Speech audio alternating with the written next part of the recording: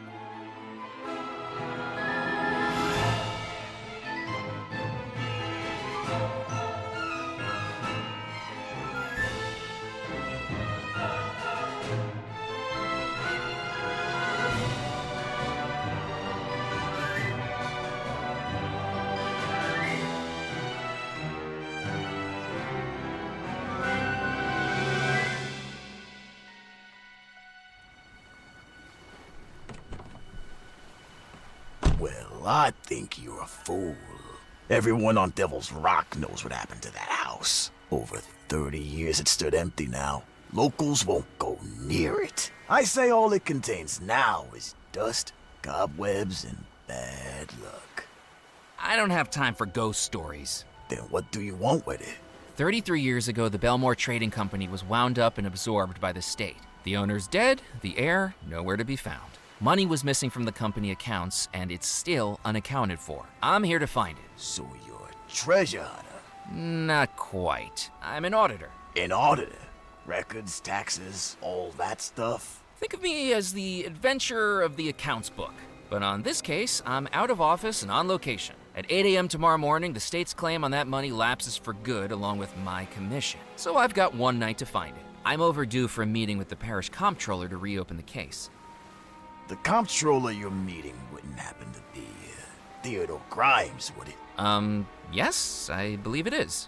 Would be hard to convince him, I'd say. Why's that? I'm a good talker. He died about 4 days ago. I'd wager he's waiting to be buried in St. Juniper Cemetery, stiff as a board. Okay, that might be tricky. Talking to the dead isn't quite within my skill set. Remember what I said about that house and bad luck? My bad luck started long before that house. It's a 3-day journey to get here, and it took me 7. And ever since my suitcase got dropped overboard on the steamer, all I have to my name is a pocket watch, a magazine, and $1. Less than $1, actually. You owe me for the taxi ride.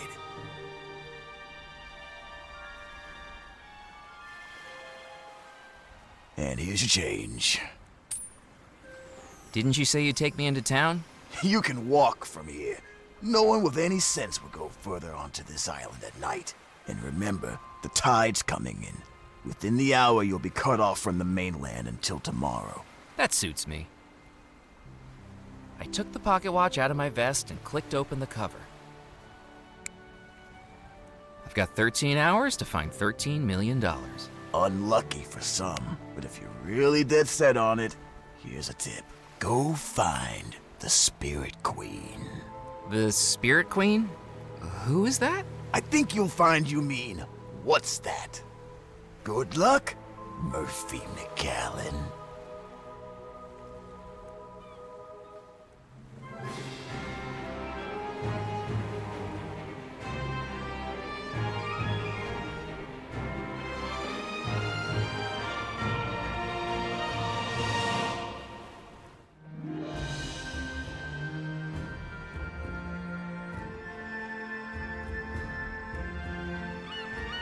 Walking into the port town of Deadnettle, I could sense its history in every stone, brick, and plank.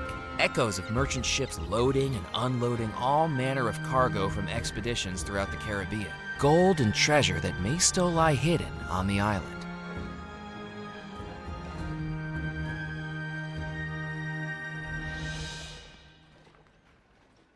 It was the door to a jewelry store named Doubloon's Jewelry.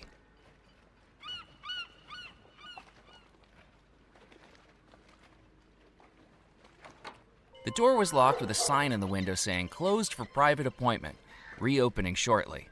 I could see two gentlemen inside the store.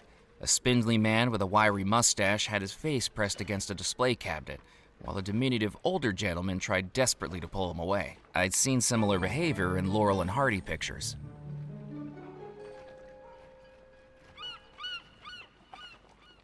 Set up on the seafront was an elaborate carved wood puppet theater with Pulcinella painted across the top.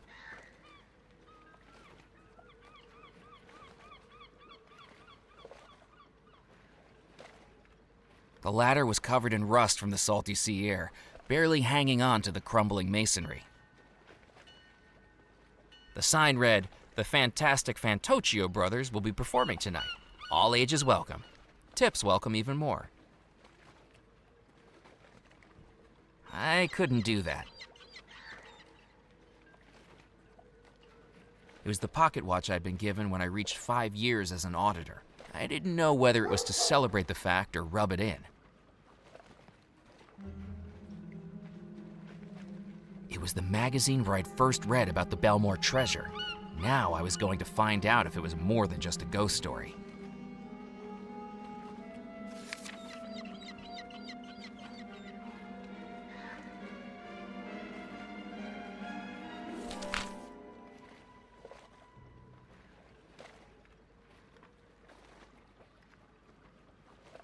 The decorative iron gate was closed with a secure lock. The tip of a wooden boat poked above the water, clearly the remains of a rather unfortunate Slap me with a paddle. It's a whopper. Well, blast my barnacles. That's the third one tonight. These fish sure must have been spooked by something.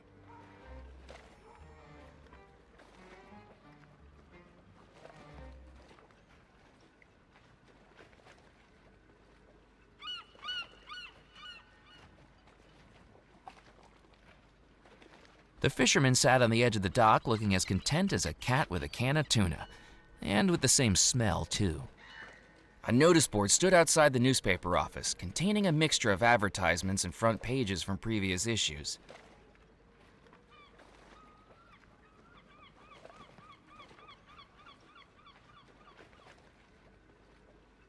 Shirts, socks, and oversized underwear had been left out to dry overnight.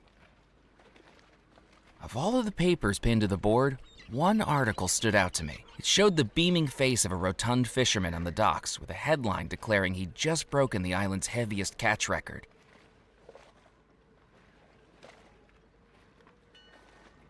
It was the door to a newspaper office. A note on the door said, "Out on a scoop. Back later." It was a billboard advertising Bloom's Canned Beef. Of all the ways to eat beef, the canned form was definitely at the bottom of my list of preferences.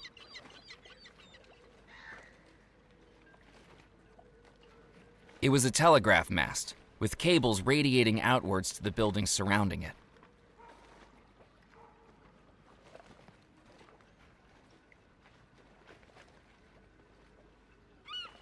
I wasn't going to climb the mast.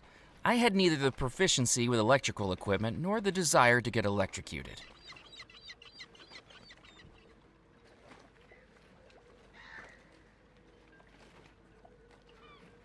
A fishing net had been stretched between two poles to dry, and then clearly forgotten about. The fishing net was worn and useless. Using it would have been like trying to catch soup with a sieve.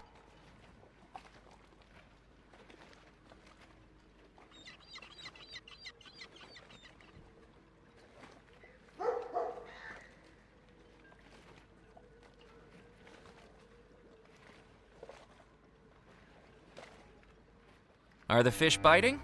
Not so well today, to tell the truth. That was the first nibble in hours. I'm near Kip's, by the way. I haven't seen you around here before.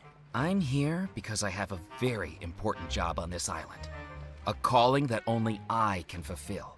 Dark secrets that I need to uncover.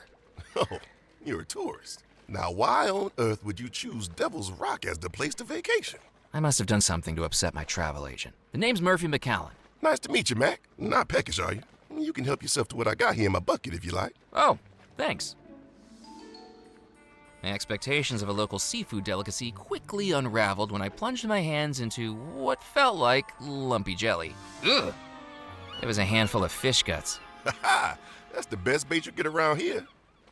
They smell pretty bad, but the critters on this island love them. Who would have known they're good at suckering in tourists, too? Have you heard of the Spirit Queen? Heard of her? Sure. But I wouldn't be heading out into the bayou at this time of night. If she's out there, that's where I need to go. Murphy, the bayou's dangerous. It's not the kind of place you want to go alone. I'll be careful. Well, if you're set on it, just take the western route out of town. Left at Pimlico Rock, then right on into the bayou. Without dark it gets in there, you'll see the lights guiding you the last stretch of the way. Just make sure the gators don't get too attached to you.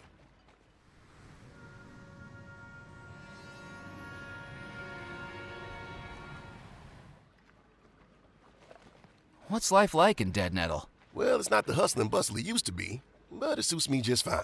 The ships just don't come through Dead Nettle anymore. Not since the disappearance. You must have been talking about the Belmore wedding. The locals actually believed the story. Have you ever considered moving to the mainland? Nah, I wouldn't like it over there. Crazies, oddballs, crackpots. The mainland doesn't have any of them. What's that you're reading? This is Herman Melville's Moby Dick. Are you enjoying it? I'm struggling my way through it, to be honest. I thought it was a how-to book. I much prefer the last book I read. It was much more action-packed. What book was that? The Encyclopedia of Fishing Lures, 3rd edition. I'm going to get back to exploring the island. I wouldn't go looking for it if I were you, you know. Excuse me? The folks this island gets now either seem to be looking for something or running away from something. You look like you're doing both. You got your eye on that Belmore treasure, and I wouldn't be doing right by you if I didn't warn you to stay away from it. I know this island has a reputation for the macabre, and it's all fun and games in the beginning, but dig too deep, and you end up in the place you don't want to be. What makes you think I... Ned looked at me in a way that told me my playing innocent wasn't going to work. Okay, that's right, but I'm not a grave robber. I'm an auditor, contracted by the state. It don't matter what your reasons are, Mac. You need to be careful with that house. Us locals, we don't go anywhere near it. I appreciate the concern, but who can really say they've seen a ghost? I have, Murphy, and I'm not the only one. Ever since the disappearance, anyone brave or foolish enough to go up to that house has seen the same thing. You might say